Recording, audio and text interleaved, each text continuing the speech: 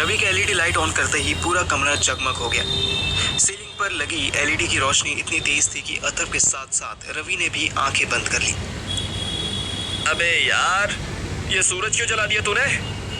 रवि ने आंखें खोलने की कोशिश की। उसने देखा कि अथर्व के हाथ में टूटी हुई बोतल थी और बेड पर कांच बिखरा पड़ा था। जस्सी पहलवान बेड पर लुढ़का हुआ था।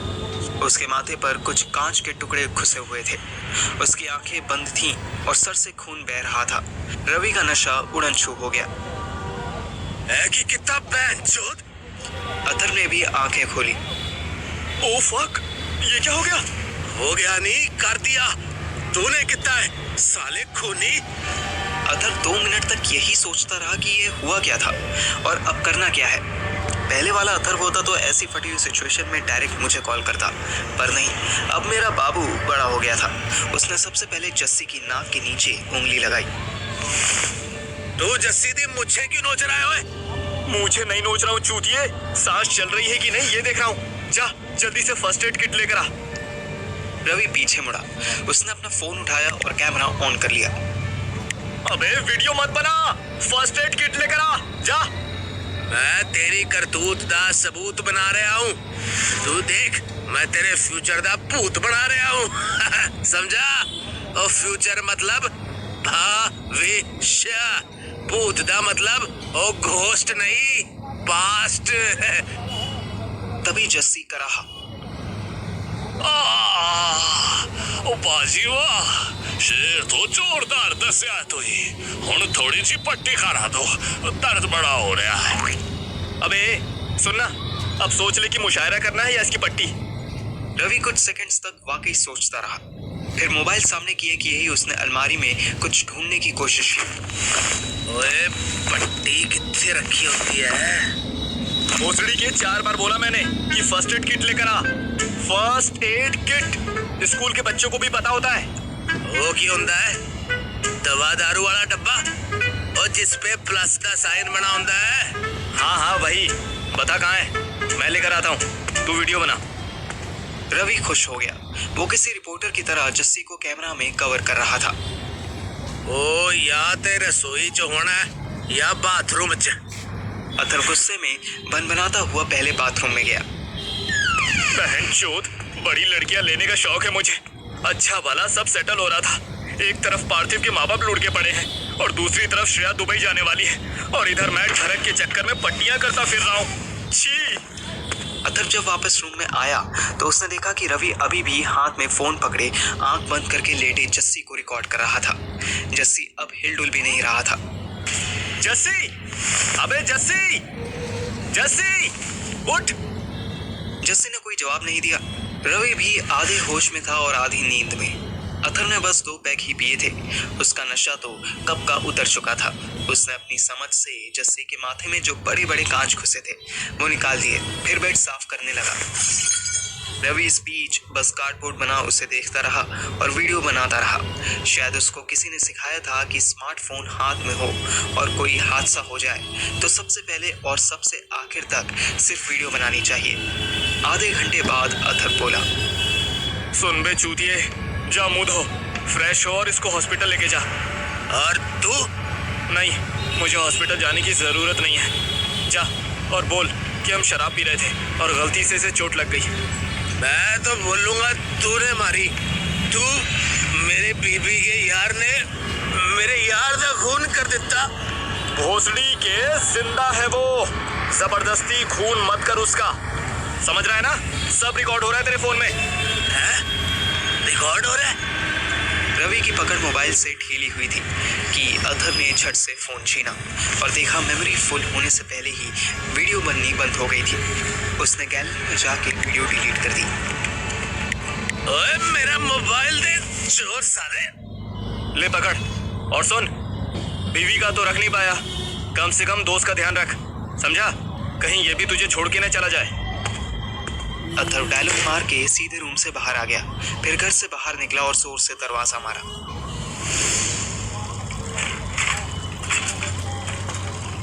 सुबह से शाम हो चुकी थी और अब तक मैं और सुहानी मिलकर भी पूरा किचन साफ नहीं कर पाए थे। हम जिस कोने में जाते और वहाँ कोई सामान उठाते तो वहाँ एक खाली बोतल निकल आती और बोतल की आवाज आते ही रूम से गुंजन मामा निकल आते और धमकी दे देते कि चाहे कुछ भी हो जाए बोतल नहीं फेंकनी। हम अब तक छोटी बड़ी मिला के 650 बॉटल्स इकट्ठी कर चुके थे। अभी मैं बर्तन धो रहा था और सुहानी उन्हें पोंछ कर रैक में लगा रही थी। वो भी थक के बुरी तरह टूट चुकी थी, पर बेचारी मुझे काम करता देख ब्रेक नहीं ले रही थी। यार, बॉटल कितने की बिकती है? अगर लाइक एवरेज 2 रुपए तो मिलने चाहिए। मतलब ये 1300 रुपए का खजाना है। वाह यार, 1300 में मेरे लिए टी शर्ट आ जाएगी। बाबू टी शर्ट तो 300 रुपए में भी आ जाएगी, लेकिन हमारा सामूहिक मामा ये बॉटल्स बेचने नहीं देगा। हाँ यार, तू तो फिर भी टॉलरेट कर लेता है यार। मुझसे तो ये आदमी बिल्कुल नहीं झेल रहा। सोच अथर्व का क्या हाल होता होगा। उसका पेशेंट्स मीटर तो ऑलवेज 0 पर रहता है। तभी सीन में मामा की एंट्री होने लगी। और नहीं बहन जी की हालते रहे और सारे भांडे मांज लेते। हाँ जी मामा जी, बस ये लास्ट 2 प्लेट्स हैं। बहुत बढ़िया भाई, बहुत बढ़िया। चलो अभी की प्लेट रोटी भी बना ले। बड़ी जोर से भूख लगी है। मैं और सुहानी एक दूसरे का मुंह देखने लगे। रसोई साफ करने में ही हम दोनों की हालत खराब हो गई थी कि खाना बनाने के बारे में मैं सोचना भी नहीं चाहता था। की होया? दोनों खड़ी मुंडे एक दूसरे नु निहारते ही रहोगे या रोटी शोटी भी खिलाओगे? मामा जी कल से बनाए, आज बहुत थक गए हम। ओए जो शादी की शुरुआत से थक गया। ओए शिलाजीत खाया कर। और वो दूध से छुआरे पाके थे मूसली हुंडी है मूसली और द पाउडर। मामा जी हम किचन की साफ सफाई करके बहुत थक गए। अभी खाना बनाएंगे तो बहुत देर हो जाएगी। ओ सफाई करके थके ओ मैनू लग गया। मामा ने सुहानी की तरफ देखा और मुस्कुराए। बेचारी शर्म से पानी पानी होने लगी। मुझे अब गुस्सा आ रहा था। मैं चिल्लाने ही वाला था कि किसी देवी की तरह बब्बू ने एंट्री ली। ओए गुंजे, क्यों रोला पाया है तूने? है सीधे साधे कुड़ी मुंडे नु क्यों तंग करता है? आजा फिर तुझे तंग कर लो। वैसे बड़ी जरूरत थी, भूख लगी है। हाँ तो रोटी खाना भेजा क्यों खाता है? बब्बू सुहानी के पास आई और धीरे से बोली, रोटी बनाई है पुत्र तूने? हैं? सुहानी ने नाम में सर हिला दिया। फुट्टे मुंह तेरे हैं, कामचोर कहीं की। अब चल कोई नहीं, रसोई तो चमका दी तूने, लश्कारे मार दिए। ओ यार बाबू यार, मूड ना खराब कर, कुछ खा दे। वो भूख लगी है मैनू। ओए होए, कितना गिरा होया बंदा है तू। हैं? मेरे मुंह से अपने आप ही निकला, जमानी चबली। तीनों मेरी तरफ देखने लगे। मैंने कंधे उचका दिए और टैप बंद कर दिया। ओए गुंजे, उसे क्यों घूर रहा है? हैं? मेरी तरफ देख। आज सुबह तेरी जान तो प्यारी मोटरसाइकिल चोरी हुई है। रो रो के तूने सारा मोहल्ला सर ते उठा लिया सी और हुण देखो भूख लगाई इनको, ढिड में चूहे कूदने लगे। हैं? बब्बू के इस ताने का गुंजन मामा पर तुरंत असर हुआ। ऐसा लगा जैसे उन्हें याद आया हो कि उनकी तो बाइक चोरी हो गई थी। हाँ यार, वो मेरी तो गड्डी चोरी हुई थी। मैं कीड़े बोल गया। सॉरी यार, मैं नहीं खाना आज। मैं रोटी नहीं खाना। थैंक यू पापू, आज मैं नहीं टिप्यांगा। रोटी नहीं खानी तो इत्थे की करन रहा है? जा अपने दारू दे अड्डे छक्का आके मार जा। हम इतना तो समझ गए थे कि बब्बू गुंजन मामा के कमरे को दारू का अड्डा कहती थी। वैसे जब बब्बू का मूड होता था तब वो भी उसी रूम में पीती थी और फिर पीने के बाद मामा और बब्बू रोमांस भी करते थे। पर बब्बू वहाँ सोती नहीं थी। अथर्व ने बताया था कि बहुत ही रेयर केस में वो मामू के साथ सोती थी, वरना देर रात ही सही अपने घर चली जाती थी। श्रेया की मम्मी यानी पूनम आंटी श्रेया को एयरपोर्ट छोड़ने के लिए उसके साथ जा रही थी। रात 2:30 बजे की फ्लाइट के लिए दोनों माँ बेटी 10 बजे ही एयरपोर्ट के लिए निकल गए थे। पूनम आंटी ने सोचा था कि वो रास्ते में ही श्रेया को कुछ सामान दिलवा देंगी, पर श्रेया उनसे बात तक नहीं करना चाहती थी। श्रेया किसी से बात नहीं करना चाहती थी।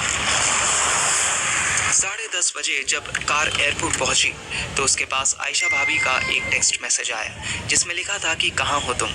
श्रेया ने साफ साफ लिख दिया एयरपोर्ट। उनका फिर मैसेज आया, कहाँ उड़ चली।